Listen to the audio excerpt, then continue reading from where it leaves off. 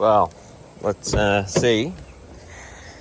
It's still got that lumpy idle. Oh my god, it's hot in here.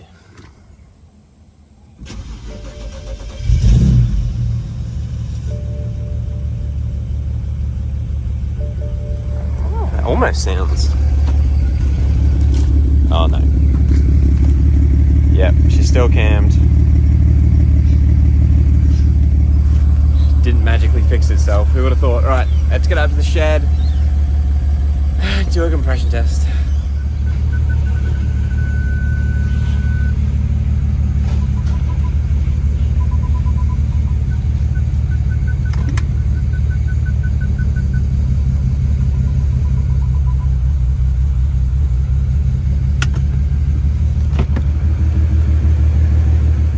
Hello and welcome to another episode of 0 to 60. So what you just saw was filmed yesterday on my phone.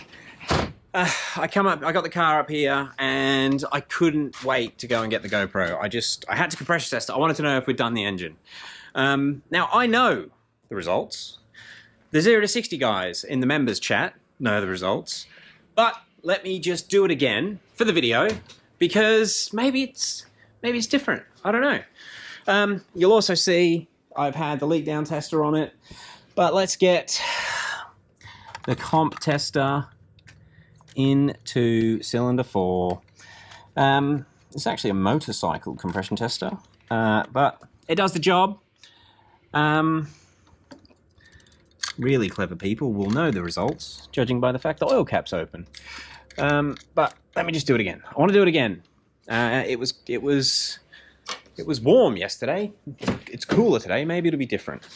So the way I've done the compression test, hopefully you can see the compression tester just there. I will put the GoPro down in front of it. Brilliant camera angle, I know.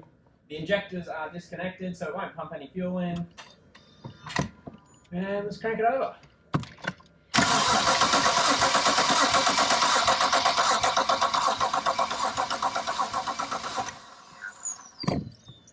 Okay, so hopefully you can see that. That's 75 PSI. When I was going through the first round of misfire issues with this, with cylinder 6, I actually did a compression test on cylinder 4 and cylinder 6. And 2 weeks ago, doing the same style of compression test, so when the engine is cold, throttle body closed, all the other spark plugs in, cylinder 4 was 150 PSI, and it's now, let me just double check that. It looked the same. Yeah, it's as close as makes no difference. It's 75 PSI. So we have lost compression on cylinder 4. It's not smoking, which means it's probably not cracked the piston too badly or the ringland too badly. There's no oil getting out of it yet. But yeah, we're definitely down on compression. Yeah, the reason I didn't film this yesterday is when I worked this out, I just wanted to have a big think. And obviously, the video had also just gone live from the race. So I was getting a lot of people's opinions and thoughts on how to move forwards. And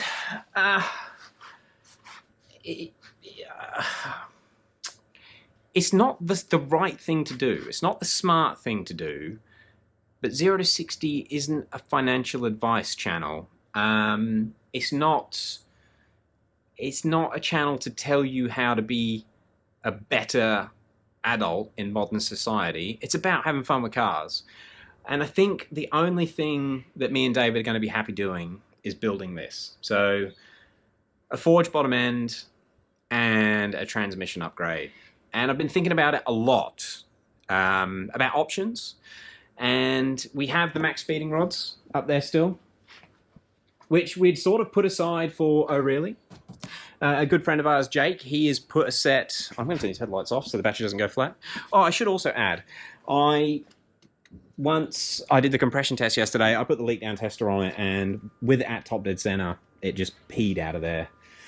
Then it turned the engine over and it started going out the exhaust valves. But initially, the air will come out of the oil cap, which means it was getting down into the crankcase, then up through the head.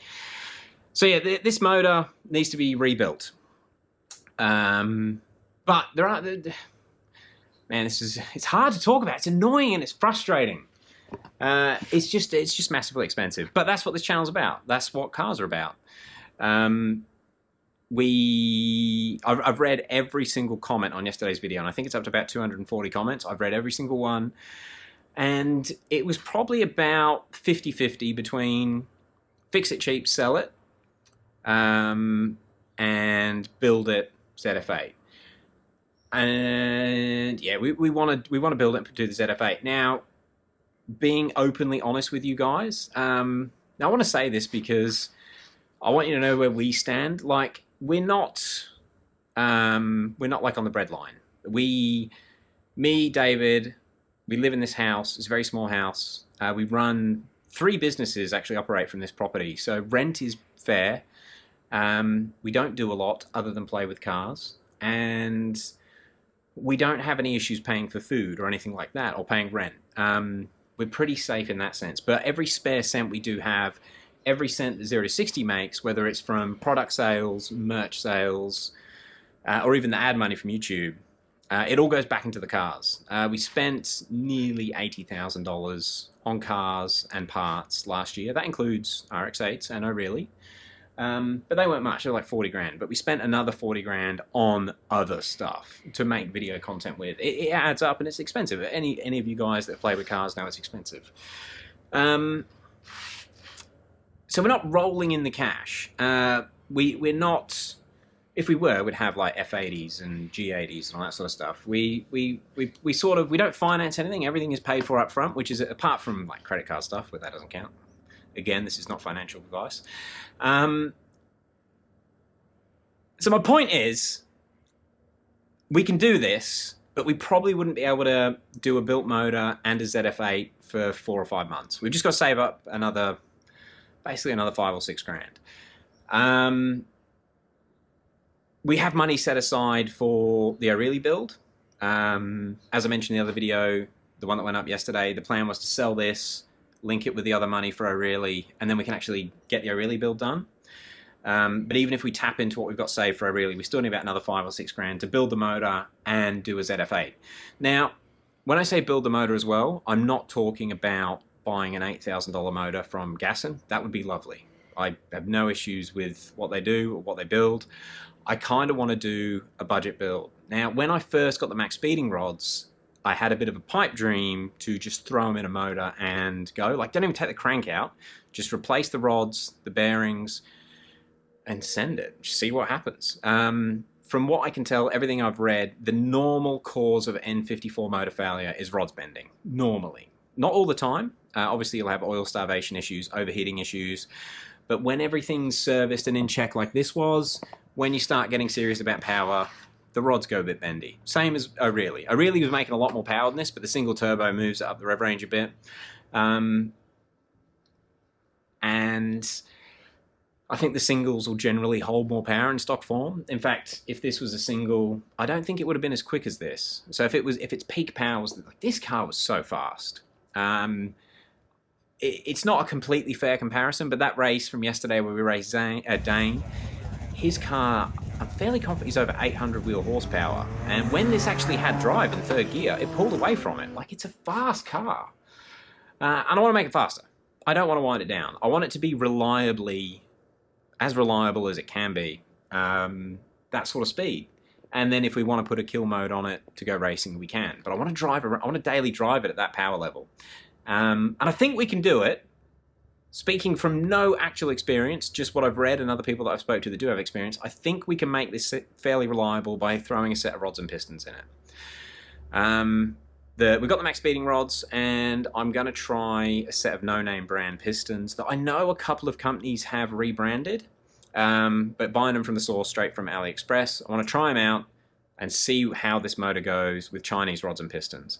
The rods and pistons bill will be, if you were to buy it outright, about 1,800 Australian dollars for rods and pistons, and I'm hoping we can use ACL bearings for another couple of $100. Then you just need normal head gaskets, normal sort of stuff. So it would essentially be a forged engine build for under 3,000 Australian dollars, which I think is about 37 cents in American. Don't quote me on the exchange rate. I'm not very good at that. But it'd be pretty cool. So like for $3,000, if you can do the work yourself, which I want to document, I think it would be a pretty cool thing. Anyway, the ZF8 is also another big deal. The ZF8, the gearboxes are hard to get in Australia, a rear-wheel drive ZF8 HP70. And I've put a lot of thought into the 6 HP 28s, put a lot of thought into putting a DCT in it, although they're worth $1 million now. Some idiot did a video on how easy they are to swap. I think I want to go ZF8 with this. I think a ZF8 should give 95% of the experience of the DCT, but then give you a trans brake, which is cooler, and actually let you do repetitive drag race launches, like let the torque converter slip instead of the clutches. And I think the ZF8 will be a nicer daily driver. The DCT is all right, but when you've got XHP Stage 3 on it, and you sort of got the car set up to be quick, it does lose its daily driverness. It's not completely stock, especially mine with a single mass flywheel as well. Maybe that's what causes the problem.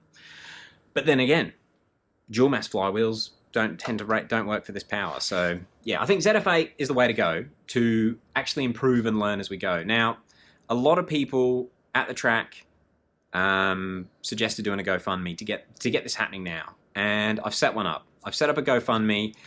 If we can get 5,000 Australian dollars, it basically means we would have the funds to do this in probably another month, like finish it. But we can start ordering parts straight away. So that's the forged pistons, all the parts to take the engine apart and rebuild it, oils, the ZF8 controller, the gearbox, that sort of stuff. And then we'll have the money to get the button-up stuff when it all starts to go back together in a month's time.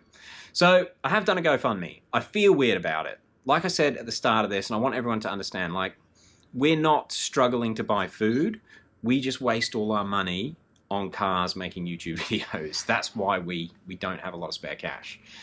But yeah, if you're interested in seeing us get onto a ZF8 conversion and a possible, it's going to have to be both. It's going to be a ZF8 conversion and a budget-built forged motor. Please consider donating to the fundraiser. If we get that 5,000 Australian, which is hardly any American dollars, I think, we can get straight onto it. If something goes tits with the forged build, we have a spare N54 that's a good one right there that we can throw in the car. So if the forged build doesn't work, we can continue with ZF8 development and learn as we go. I'm confident the ZF8 is a faultless exercise. It should work. No one's properly documented it yet, but from what I've read on Polish Facebook pages and what I've seen from very vague videos of cars driving, they look legit. Like, I'm super excited to try them. I'm confident we get the ZF8 working perfectly on an MSD80 or an MSD81 car, in sync with paddles, gear display. You get in that car and it drives like a stock standard car. It just happens to have a ZF8 in it with an extra mode if you want to do trans brake skids. So that'd be pretty cool to document, and I think a lot of people will find it useful. Something I think I will do as well, anyone that donates $50 or more will get in contact, and if you want to do a ZF8 swap in the next 2 or 3 years, you've got direct contact to me for technical support. So if you want to know what parts you need to buy that aren't in any kits, if you're doing it and something's not working, I'll be directly there to help. Now, I do that currently with everyone I can in the comments section. There's about 150 unread Instagram messages. I used to do it on Instagram, but I just can't keep up. It's just pointless. I would never have time to do anything. I haven't been able to get out here. It's 5:58 p.m. I've just been answering emails and just trying to catch up on stuff. I haven't done any bookkeeping for like 3 weeks. I just don't have time. So, but I still try and do the comments, but that's probably going to come to an end soon. But if you donate more than $50, I'll be there for you when you want to do your ZF8 swap, which I assume will be lots of you probably very soon if this all goes to plan. The ZF8 is just a brilliant gearbox. It's what they're using in the G80 M3s. It's what they use in the F90s. It's what the Dodge Demons use. There are different versions of these boxes, but you can program them to be 95% as good as a DCT. All the videos I've seen of the aftermarket conversions, when you've got an aftermarket controller running the ZF8, it's aggressive. It's aggressive like a DCT when you need it to be, kind of like drag mode was. The ZF8 HP70 and HP75 are rated to huge amounts of torque, so it should do what we need it to do. But then there are stronger ZF8 boxes as well if you're going really crazy, like a HP90. Look, it should be a really good project. I know we get a lot of younger people watching this video. If you're tight for money, don't even think about it. But if you got some spare cash, we'd really appreciate it. Again, anyone that donates over 50, I'm there for you, because I really do appreciate it. And it's the difference between doing this now and doing it in 5 or 6 months' time. And yeah, I'll be honest, I just want to get it back on the road. This car frustrated me a lot with little misfires and niggly little things, but every time those Flowmaxes come on a boost, man, and ladies, everything was worth it. It made everything worthwhile. It's a fast car. Really, really fast car. And I want to keep it fast. I want to make it faster without hurting the engines. Anyway, so yeah, a bit of a heartfelt video. I know it's not something I thought I would be doing a fundraiser, but hopefully, like, I think the DCT series has had, I think, nearly 80,000 views, so a lot of people watch it, and I know a lot of people learn from it, and I know a lot more people will probably benefit from an aftermarket controller on a ZF8, because the build series won't just be, although it will be a step-by-step guide for N54 cars, it will be helpful for people that have a ZF8 in any car with an aftermarket ECU. So it should be good. A lot of people should learn from it. And hopefully you guys think it's good, because it means we can get on with it straight away. And the China rods and pistons thing could be an absolutely horrific idea, but if it works, it's going to be an awesome option for guys that are on a budget and messing with these things themselves at home. A shop would never install them, and I would never expect a shop to install them, but if you want to take a punt, if you can get a cheap motor, if you bend a rod, this could be a really good option for you, for you to move forwards. That's my train of thought, guys. Sorry to natter on. We'll see how we go. Thank you very much for watching. We bent the rod. All right, guys. Thank you. Peace.